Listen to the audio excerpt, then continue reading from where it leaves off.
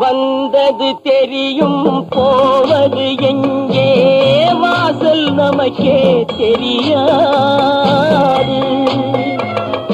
வந்தவரெல்லாம் தங்கிவிட்டால் இந்த மண்ணில் நமக்கே இடமேது. வாழ்க்கை என்பது வியாபாரம், வரும் ஜனனம் என்பது வரவாகும், அதில் மரணம் என்பது செலவாகும். போனால் போகட்டும் போடா,